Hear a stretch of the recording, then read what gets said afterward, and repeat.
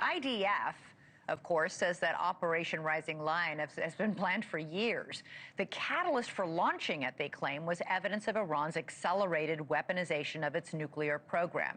So, is this all going to plan so far? And does the plan involve dragging the U.S. into the conflict?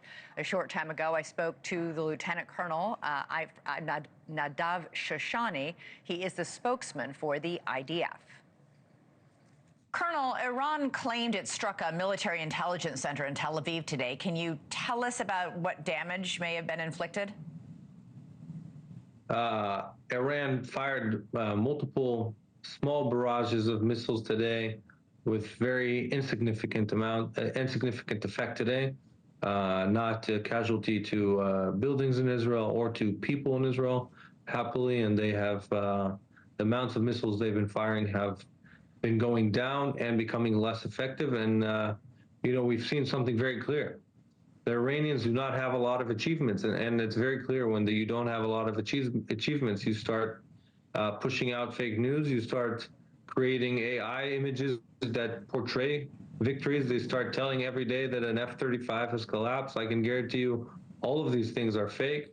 Our pilots have come back to Israel safely, have gone back to strike again, have come back again and striked again for days. No F-35 has been targeted or fell in Iranian skies, and the Iranians have very few achievements, and understand why they would try to look for achievements maybe in the communications arena, but I think the picture is very clear. Yeah, so much of what they're putting out, because Iran has its own gloating feed on social media saying, here we come and here's pictures of our destruction. You're saying all that's disinformation.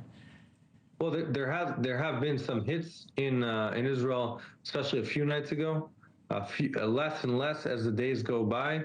Hopefully it stays like that. We can't guarantee it, but we're operating to achieve that. We are operating currently over 1,000 miles from Israel.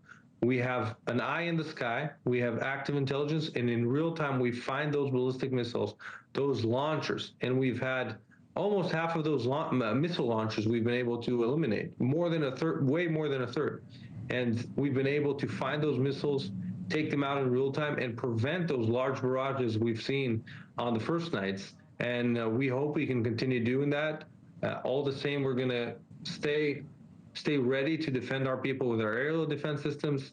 And I think what we're going to see as the time goes by, the Iranians get more and more desperate and start faking more and more, and start spreading more and more fake news, as they have in recent days. Iran warned the people of Tel Aviv and Haifa to evacuate because they're about to launch a, quote, punitive operation. Do you think that's true? Well, we carried out a very, very successful operation, and the most important thing in that operation was the first hours. We were able to take dozens of their aerial defense systems. We were able to take more than dozens, in the hundreds of their missiles and missile launchers, and we're carrying out a very successful campaign. Our aircraft are traveling safely in Iranian skies for hours over hours. We have aerial supremacy all the way from Western Iran to Tehran, moving to new arenas. So I think the war comes with a price. We're fighting this war because we have to, because we can't have this evil regime have weapons of mass destruction. Imagine those ballistic missiles attack if they had nuclear weapons. Imagine if they had 10 times the weapons. So we have to fight. We understand it comes with a price. But as our achievements go, and as we are advancing in the battlefield and eliminating their capabilities, we're getting to a better place, and we have to remain humble and keep working and stay on guard for 24/7. An IDF Brigadier General named Effie Defrin said today that Iran, despite what you've been able to accomplish, still has, quote, significant capabilities to cause serious damage. So if you've destroyed so much, how much do they now have? What remains? Well, it's important to say, first of all, Effie is my commander. He is a great spokesperson. Iran is a country over 70 times the size of Israel. They are an enormous country, spending billions and billions every year creating weapons against Israel. They have stated their goal to annihilate the state of Israel many years ago, decades ago, and they have prepared for this. They had hundreds of UAVs, thousands of UAVs and ballistic missiles, and we have great achievements, but we can't get cocky. We have to stay humble. We have to stay prepared, understanding that this operation isn't over. There's still a ways to go. And if we let our guards down for 1 second, civilians can get hurt or even worse, killed. So we have to stay vigilant and keep our civilians. The most important thing when Effie is speaking, he's speaking to Israeli public, because sadly, most of the casualties so far were people who were not in the bomb shelters, who were not adhering to the Home Front Command guidelines. So it's very important that they do, alongside with our aerial defense systems operating. Okay. So, Colonel, what is the end game of this attack? Is it to take out of all of Iran's nuclear storage capacity, all of Iran's nuclear facilities, or is it regime change? Because you cannot destroy all of those nuclear facilities in Iran without American help. Well, first of all, we could do a hell lot of damage, and we have in recent days. You know, we've operated in Natanz in a way, and even the IAEA have said it, that they've seen significant damage in Natanz.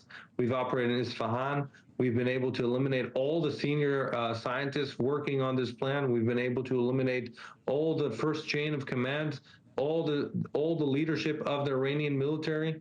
We've had a lot of great achievements, and there's a way to go.